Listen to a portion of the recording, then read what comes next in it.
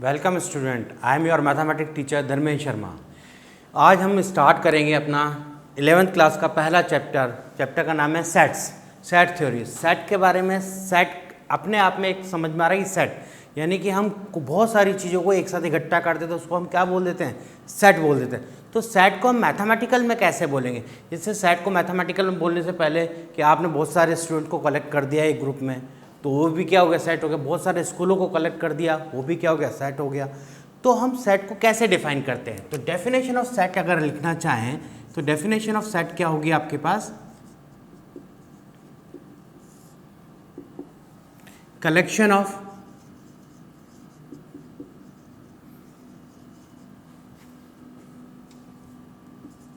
Well defined objects.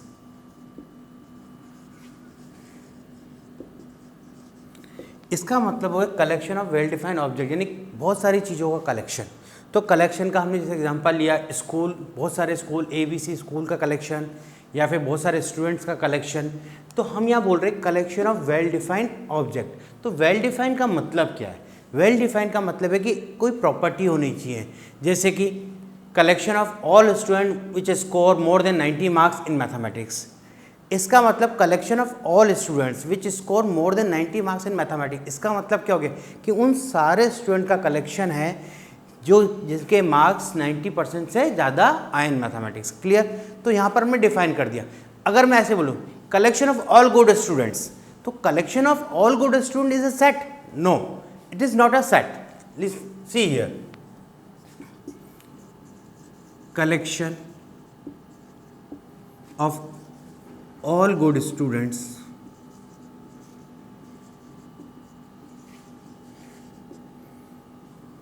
now collection of all good students। अब good की definition क्या है? Good is not the defined, well defined. क्यों? Good in which manner? Now in sports, studies, cultural activity,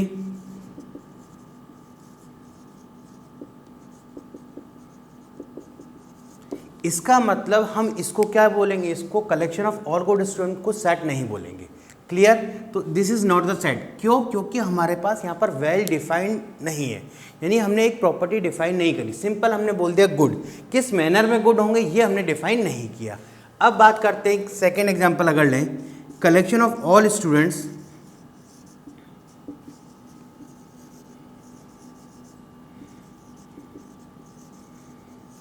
which get 90% marks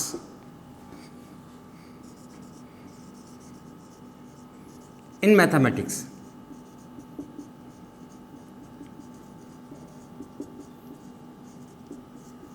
Now see here, इसका मतलब collection of all student which get 90% marks in mathematics.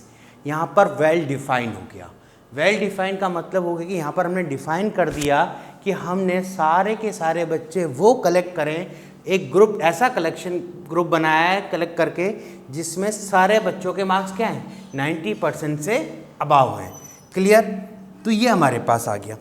For example, live example अपन लें, collection of all reverse in India, यानी सारी reverse का collection को भी in India के अंदर। इसका मतलब कि all collection of all reverse, यानी जितनी भी नदियां हैं भारत के अंदर, उन सब के कलेक्शन को हम क्या बोल सकते हैं, सेट बोल सकते हैं। नदियाँ से Ganga, Yamuna, Saraswati, many rivers are there, तो उन सब के कलेक्शन को हमने बोल दिया, तो वो भी क्या होगा, आपका सेट होगा। Third, collection of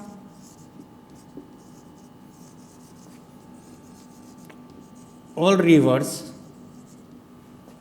collection of rivers in India. Clear? तो इसका मतलब सेट डिफाइन हो गया। सेट का मतलब हो गया कि हमें बहुत सारी चीज़ों का कलेक्ट करना है, लेकिन वो किसी एक ऑर्डर में, एक प्रॉपर्टी होनी चाहिए या वेल डिफाइंड होना चाहिए, जो हमने कर दिया। क्लियर?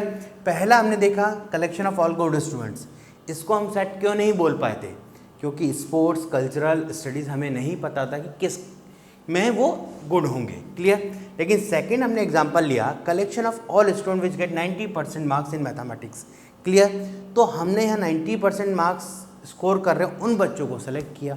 तो ये हमारा क्या हो गया, वेल डिफाइंड सेट हो गया। Next, collection of rivers in India, यानी कि जितनी भी रिवर इंडिया के अंदर है उन सबका कलेक्शन भी क्या हो गया, वेल डिफाइंड, क्योंकि वो फिक्स्ड है कि हाँ नहीं जितनी भी नदियाँ उनको करना है। तो ये हमारे पास सेट आ गया, सेट अंडरस्टूड हो गया सबको। अब सेट को हम बार बार इतनी लैंग्वेज में तो नहीं करेंगे, तो हमारे पास क्या टॉपिक आता है कि सेट को हम रिप्रेजेंट कैसे करते हैं। तो नेक्स्ट टॉपिक आता है अपना representation of set. Now start representation of set. तो रिप्रेजेंटेशन ऑफ सेट में अगर हम देखें सेट्स, हमारे पास दो फॉर्मेट होते हैं। तो रिप्रेजेंटेशन ऑफ सेट में हम पहले तो ये डिनोट कर दें कि हम सेट को रिप्रेजेंट कैसे करते हैं। तो सेट को हमेशा अपन रिप्रेजेंट करते हैं by capital letters.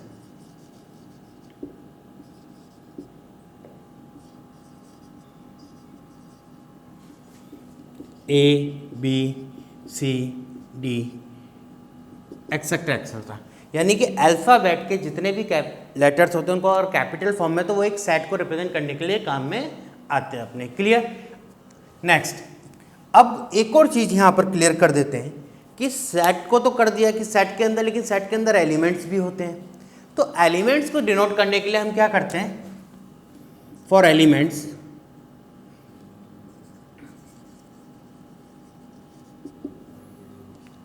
A, B, C, D, E etcetera etcetera, यानी कि हम एलिमेंट्स को स्मॉल लेटर स्मॉल अल्फ़ाबेट से हम यूज़ करते हैं। क्लियर।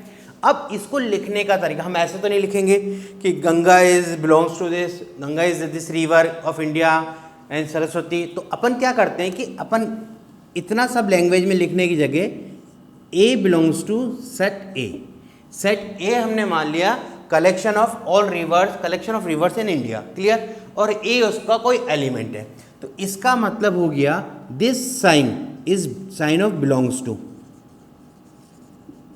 क्लियर। यानी हमने हर एक रिवर को ऑटोमेटिकली इस ए से डिनोट कर दिया, स्मॉल ए से, जो एलिमेंट्स की तरह ट्रीट हो रही थी, और ए को हमने कर दिया जिस सेट के अंदर वो सारी प्रेजेंट थी। Clear. Now representation of set में ये हमने बेसिक चीज़ें पढ़ ली कि कैपिटल लेटर से डिनोट करते हैं उनके एलिमेंट्स को। अब आता है हमारे पास टेबुलर फॉर्म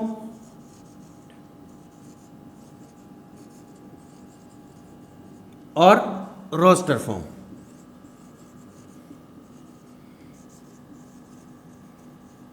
टेबुलर फॉर्म और रोस्टर फॉर्म क्या होते हैं, देखिए, elements are listed in a set, listed and differentiate by commas,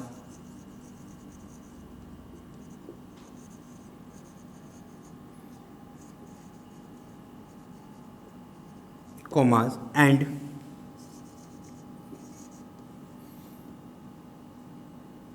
closed by curly braces. Clear. इसका मतलब हमने एलिमेंट्स को लिस्ट कर दिया, डिफ्रेंशिएट कर दिया बाय कोमा से, और उसके बाद कर्ली ब्रेस में कर दिया। तो हम एग्जांपल से समझते हैं तो ज़्यादा अच्छे समझ में आएगा। जैसे 1 2 3 4 5। क्लियर। तो this is the representation of roster form और tabular form of set. Clear, understood. Now write down once here, see, collection of even number। तो कलेक्शन ऑफ इवन नंबर्स को हम क्या बोलेंगे, कलेक्शन ऑफ इवन नंबर आ गया हमारे पास, set A is equal to 2 4 6 8 and etcetera. ये हमारे पास नंबर्स आ जाएंगे। इसका मतलब सेट ए के अंदर हमने collection of all even numbers कर दिए।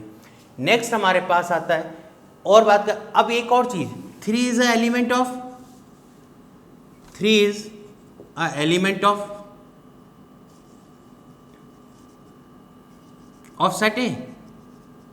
No, 3 is not a element of set A. क्यों? क्योंकि वो इवन नंबर नहीं है। क्लियर। तो this is not belongs to A. तो हमने बहुत अच्छे से लिख दिया कि सेट ए था, तो यहाँ पर हम लिख सकते हैं A belongs to A, it means 2 is belongs to A, 3 is belongs to A, and 4, 2, 6 is also belongs to A. We can write down like this. तो इसका मतलब जो हमने पढ़ा था कि for elements small letters can be used, clear, और capital letters किसके लिए यूज हुए, सेट के लिए। तो ये स्मॉल लेटर ए जो है वो एलिमेंट को डिनोट कर रहा है, तो इसका मतलब ये एलिमेंट किस सेट को बिलोंग कर रहा है, ए को बिलोंग कर रहा है, clear. Small A belong denotes the elements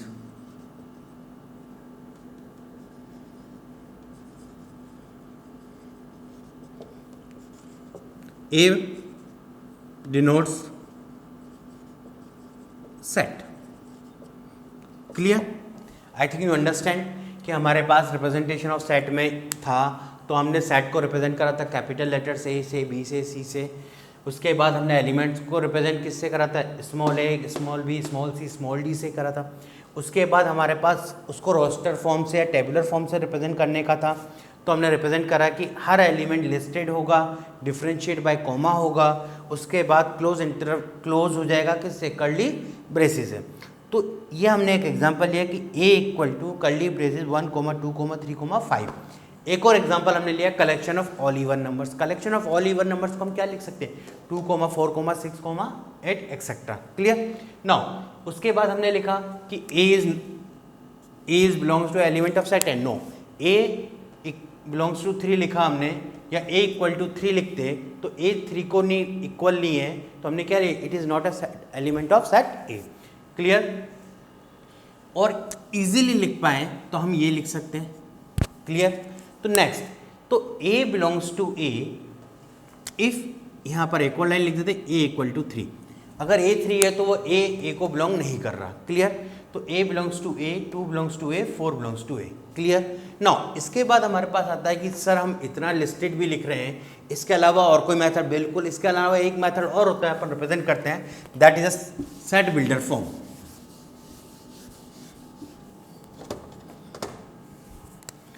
set builder form, set builder form के अंदर हम क्या करते हैं, हम प्रॉपर्टी डिफाइन कर देते हैं। प्रॉपर्टी डिफाइन कैसे कर देते हैं, suppose x is a real number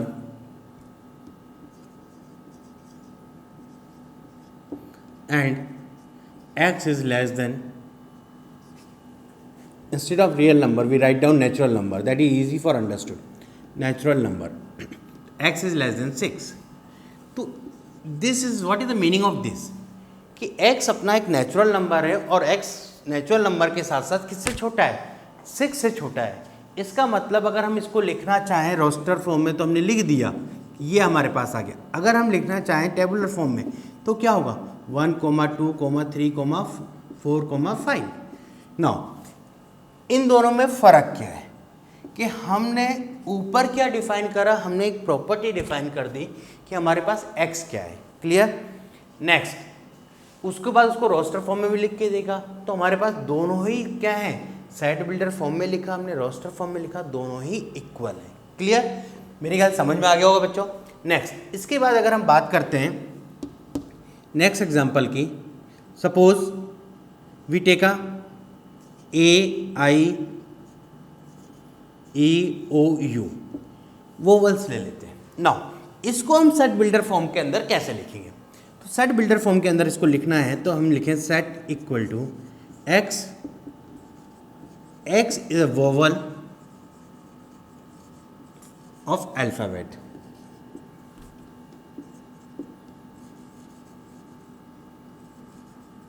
clear. यानी कि x क्या है, x is a vowel in alphabets.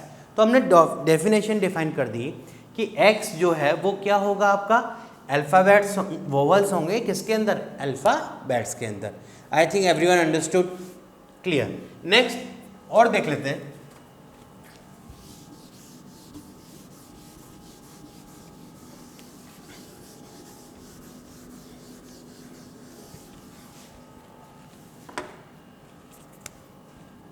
A equal to x, x belongs to, x is a natural number,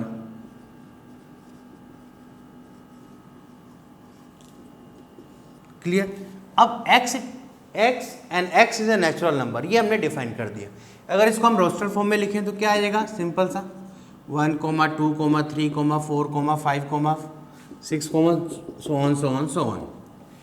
इसका मतलब ये हमारे पास आ गया कि ये रोस्टर फॉर्म में होगा, और हमने डेफिनेशन में लिखा, सेट बिल्डर फॉर्म में लिखा, तो हमने एक ही लाइन में लिख दिया कि x is a natural number.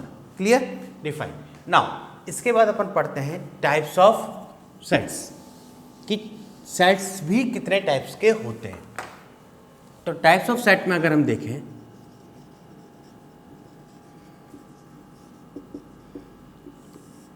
First null set और एम्प्टी सेट और वॉइड सेट, ये हमारे पास इसके नाम हैं। यानी एम्प्टी का मतलब ही आप अपने आप को समझ में आ रहा होगा। एम्प्टी का मतलब क्या है, खाली, जिसमें कोई भी पॉसिबल सेट एलिमेंट ही नहीं आए।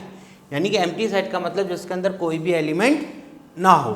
For example x² + 1 = 0। Now there is no value of x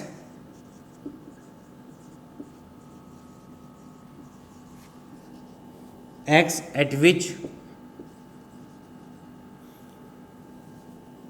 corrected this, no real value of x at which x² + 1 = 0। इसका मतलब यहाँ पर x की कोई वैल्यू ही नहीं होगी, और अगर x की कोई वैल्यू नहीं होगी तो सेट कैसे बनेगा। जब सेट ही नहीं बनेगा तो उसको हम क्या बोलेंगे, एम्प्टी सेट। करेक्ट। तो एम्प्टी सेट को रिप्रेजेंट करने के लिए रिप्रेजेंटेशन ऑफ एम्प्टी सेट,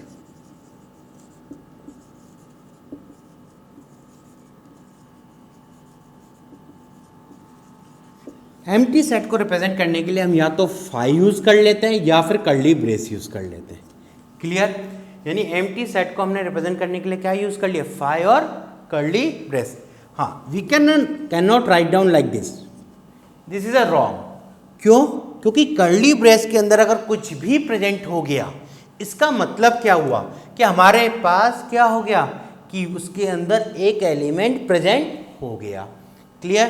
तो this we can not write, यानी इस तरीके से हम नहीं लिख सकते। एम्प्टी सेट का मतलब we can represent by phi only, और द कर्ली ब्रेस जिसके अंदर कुछ भी नहीं होना चाहिए, empty of curly brace. Clear.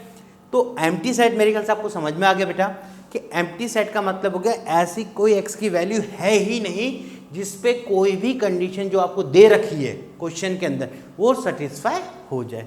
Clear. Next आता है आपके पास इनफाइनाइट सेट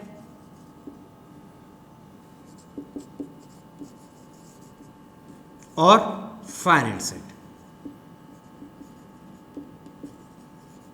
तो इनफाइनाइट सेट और फाइनाइट सेट पढ़ने से पहले आपको कुछ चीजें बता देते हैं। Now see here, set A equal to 1, 2, 3, 4, 5. Now how many elements are written in this? This is countable or not? 1, 2, 3, 4, 5. These elements are countable. इसका मतलब कि हम ये बोल सकते हैं कि ये फिक्स है कि 1 to 5 ही रहेगा। तो इसका मतलब कि number of element present in set A, number of element present in set A is 5, यानी 5 एलिमेंट प्रेजेंट हैं। क्लियर। अगर number of element set A के अंदर 5 हैं तो इसको रिप्रेजेंट करने का तरीका हम लिख रहे हैं कि n of 5, this n show number of elements in set A। यानी कि ये जो n शो कर रहा है, n क्या बता रहा है, n बता रहा है कि सेट A के अंदर कितने एलिमेंट्स होंगे। Clear. Next, number of element set A is NF5। Now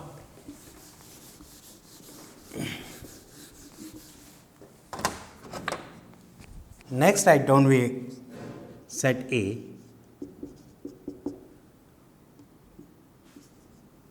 all stars in sky means set A is all stars in sky। इसका मतलब स्टार्स बहुत सारे हो गए। तो अब यहाँ पर these are not countable, these are not countable, clear, यानी कि हम इनको काउंट नहीं कर सकते। जैसे सेट ए इक्वल टू 1 2 3 4 5 और in set builder form A equal to x, x is a natural number,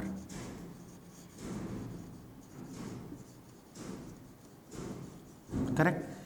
तो अगर हम देखें इसके अंदर और इसके अंदर क्या डिफरेंस आ रहा है, डिफरेंस ये आ रहा है कि हम यहाँ तो इस सेट के अंदर तो काउंट कर पा रहे हैं, लेकिन अगर इनके अंदर अगर हम बात करें तो काउंट नहीं कर पा रहे, क्लियर। तो हम जहाँ काउंट कर पाते हैं उसको हम बोल देते हैं फाइनाइट सेट, और जहाँ हम काउंट नहीं कर पा रहे, सेट डिफाइंड है लेकिन काउंटेबल नहीं है एलिमेंट्स, तो उसको हम क्या बोल देते हैं, इनफाइनाइट सेट। तो फाइनाइट सेट और इनफाइनाइट सेट क्या हो गया, इनफाइनाइट सेट हो गया जिसके अंदर n A means n of A is not defined,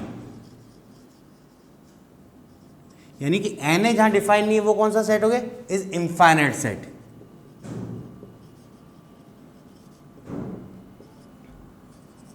और अच्छे से लैंग्वेज नॉट डिफाइन की जगह और अच्छी लैंग्वेज यूज कर लेते हैं कि we can't find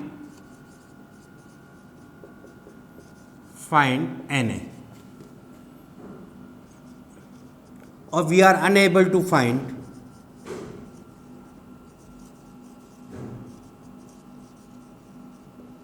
an A, clear. उनको तो हम क्या बोल देते हैं, infinite set. Those sets are known as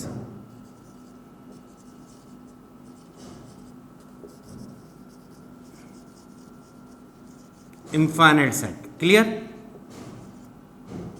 next, इसका मतलब तो अब मेरे ख्याल से फाइनाइट सेट तो ऑटोमेटिकली अंडरस्टूड हो गया होगा या समझ में आ गया कि जिसके अंदर हम एलिमेंट्स को काउंट्स कर पाएं, क्लियर, उसको हम क्या बोलते हैं, finite set. If elements are countable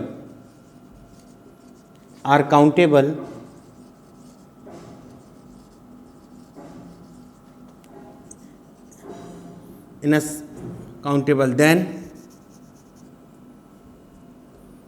countable in set, then set is known as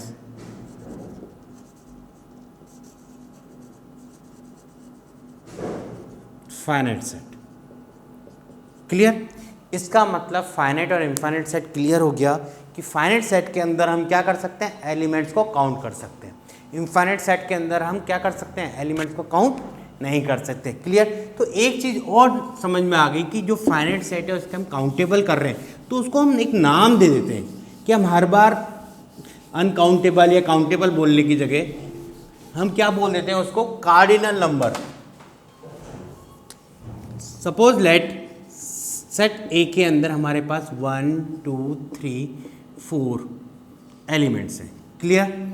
अब हम इनको बोलते हैं कि ये काउंटेबल है, तो कार्डिनल नंबर हम डिफाइन कर देते हैं, cardinal number.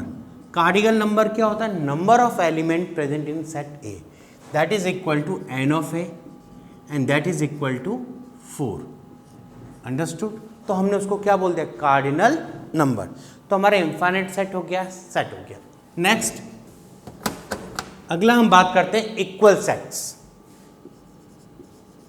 Equal set, equal set का मतलब, इक्वल का मतलब समझ में आ रहा है कि इक्वल का मीनिंग क्या है, यानी दोनों के दोनों सेट बराबर हो ईच एंड एवरी मैनर में, कि दो चीज़ बराबर जब भी हो सकती है जब वो क्या हो, एक जैसी हो, एक समान हो, नंबर ऑफ एलिमेंट भी बराबर हो और वो एलिमेंट भी कैसे हो, एक जैसे हैं। सपोज अपन एग्जांपल ले लेते हैं, लेट सेट ए के अंदर हमारे पास हैं ए आई ई ओ यू, ये वोवल ले लिए। सेट बी के अंदर भी अगर मैं सेम एलिमेंट ले लूँ ए आई ई ओ यू, तभी हम क्या बोल सकते हैं कि नंबर ऑफ एलिमेंट भी इक्वल है। साथ में हमारे पास क्या है कि एलिमेंट के साथ साथ जो नंबर के साथ साथ जैसे एलिमेंट सेट ए के अंदर है वैसे के वैसे एलिमेंट सेट बी के अंदर, तब हम बोल सकते हैं set A is equal to set B, यानी सेट ए जो हमारे पास है set A is equal to set B के बराबर होगा। क्लियर? तो इक्वल का मीनिंग तो समझ में आ गया कि इक्वल का मतलब हो गया कि जैसा है वैसे ही अगर दूसरा सेट प्रेजेंट है तभी हम उसको इक्वल बोलेंगे। Element as well as number of element and element both are equal.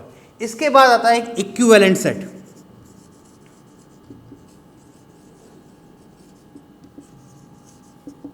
Equivalent set क्या होता है? इक्विवेलेंट सेट में हम बोलते हैं कि सेट ए के अंदर अगर हमारे पास A B C D 4 elements हैं, सेट बी के अंदर हमारे पास 1 2 3 4 एलिमेंट्स हैं, तो इक्विवेलेंट सेट के लिए हम बोलते हैं कि number of element should be equal, not same. It means number of element in set A is equal to n A is equal to n B. Clear? यहां हमारे पास पहले क्या था इक्वल में, set A is equal to set B as well as सारा equal था। यहां पर हम क्या बोल रहे हैं कि हमारे पास एलिमेंट जो हैं सेट ए के अंदर जितने एलिमेंट हैं और सेट बी के अंदर जितने एलिमेंट हैं वो इक्वल होंगे। इसका मतलब हम ये बोल सकते हैं कि इक्विवेलेंट सेट वो होते हैं जिसमें नंबर ऑफ एलिमेंट्स क्या हो जाएं, सेम, और इक्वल सेट्स वो होते हैं जिसके अंदर element, number of element as well as element दोनों इक्वल हो। तो अपन एक नोट डाल लेते हैं, स्टार बना के लिख लेते हैं, equal set are equivalent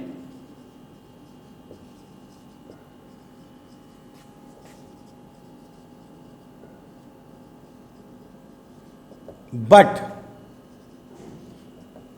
equivalent set are, but vice versa is not true.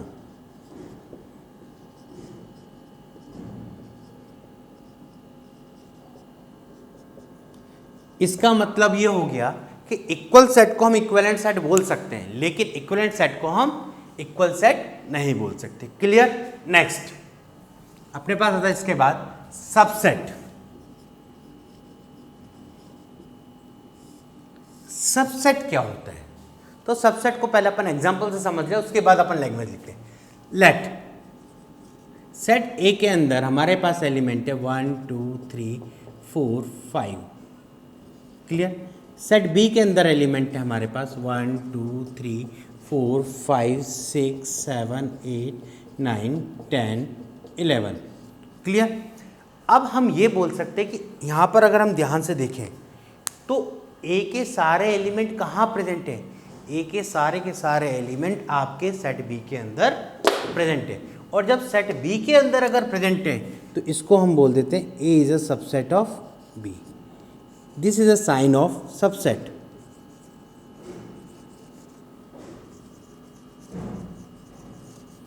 ये हमारा किसका साइन है? सबसेट का साइन है। क्लियर? तो इसका मतलब A is a subset of B.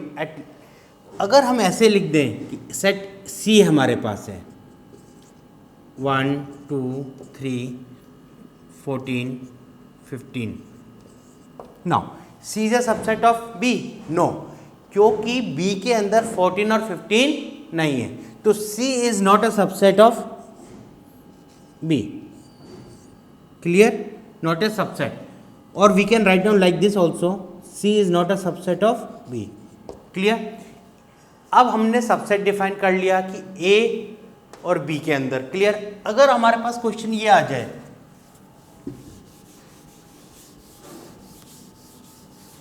कि हमारे पास सेट दे दिया, ए और बी दो सेट इक्वल ही दे दिए, तो यहां पर हम कैसे लिख सकते हैं? A is a subset of B और B is a subset of A. We can write down anyway, यानी ए बी का भी सबसेट है और ए बी ए का भी सबसेट है। अगर इक्वल सेट है तो दोनों को हम इस तरीके से लिख सकते हैं। Clear? Next, equal set subset के बाद आता है कि नंबर ऑफ सबसेट कैसे निकालते हैं। क्वेश्चन इज अराइज कि हमारे पास अगर सेट ए है तो सबसेट कितने पॉसिबल हो सकते हैं। वेरी गुड, तो देखते हैं जरा। और एक important point write down, null set is a subset of all sets, यानी कि नल सेट जो होता है वो सबका सबसेट होता है, क्योंकि एक स्पेस तो हमेशा खाली रहती है, यानी एक एलिमेंट कुछ भी नहीं है तो वो एलिमेंट हमेशा क्या होगा, सबका सबसेट होगा। Clear. Next,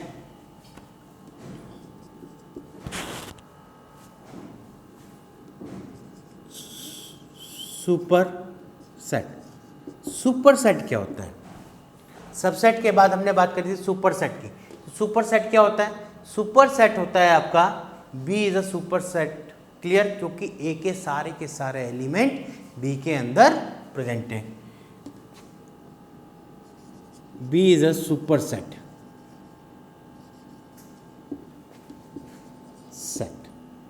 clear, I think you understand. हाँ, अब अपन जो क्वेश्चन पढ़ रहे थे कि हमारे पास, इससे पहले मैंने आपको बोला था कि हमारे पास आता है कि टोटल नंबर ऑफ सबसेट कितने बनते हैं। क्लियर, तो लेट सेट ए मान लिया, total number of subsets, total number of subset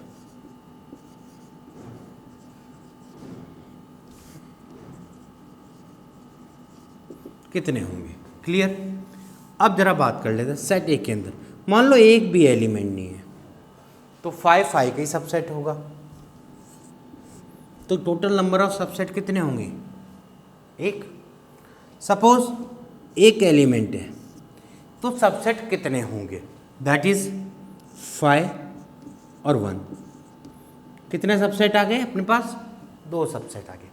अगर हम बात करें 1, 2, अगर हमारे पास 2 एलिमेंट दे रखे तो कितने सबसेट पॉसिबल होंगे? 1, 1, 2 एंड 1, 2। क्लियर, तो हमारे पास सबसेट कितने आ गए? 4। क्लियर। नेक्स्ट, अगर हमारे पास 3 होते, 1, 2, 3, तो कितने सबसेट पॉसिबल हो पाते?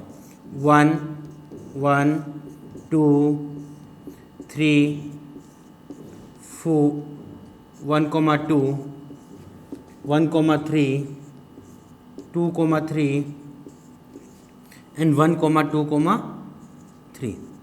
कितने सबसेट आ गए हमारे पास? 1, 2, 3, 4, 5, 6, 7, 8 subset possibles. Okay fine. Similarly we can down if n elements are there. अगर n एलिमेंट्स हैं तो क्या होगा? सर हमने एक भी नहीं था तब निकाला, तब एक था तो निकाला, 2 थे तो निकाले, 3 थे तो निकाले। अब देखो ध्यान से, इसको हम लिख सकते हैं that is 2 to power 0। Number of element एक भी नहीं है। नेक्स्ट, इसकी अगर हम बात करें तो नंबर ऑफ एलिमेंट कितने प्रेजेंट है? 2 की पावर 1। क्लियर। नेक्स्ट, इसको देखें तो इसके अंदर कितने एलिमेंट प्रेजेंट है सेट के अंदर? दैट इज 1 और 2, यानी 2 element. This can be written as 2 cube.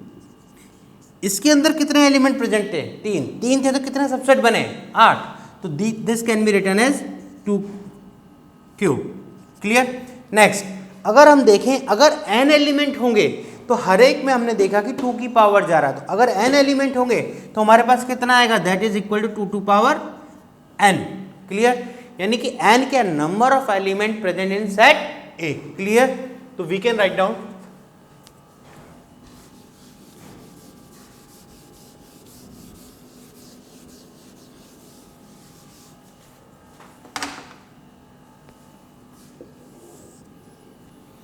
if set A contains n elements, अगर सेट ए के अंदर element then total number of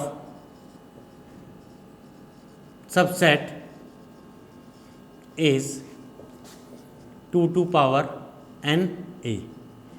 n a means cardinal number of elements या cardinal number of set A या total number of element in set A. Clear, तो subset हो गया हमारे पास। Subset के बाद आता है हमारे पास proper set, proper subset. Proper subset, proper subset क्या होता है? प्रॉपर सबसेट वो होता है कि जिसके अंदर कलेक्शन ऑफ जितने भी सेट बने हैं, लेकिन उसका इटसेल्फ वाला सेट नहीं बनना चाहिए।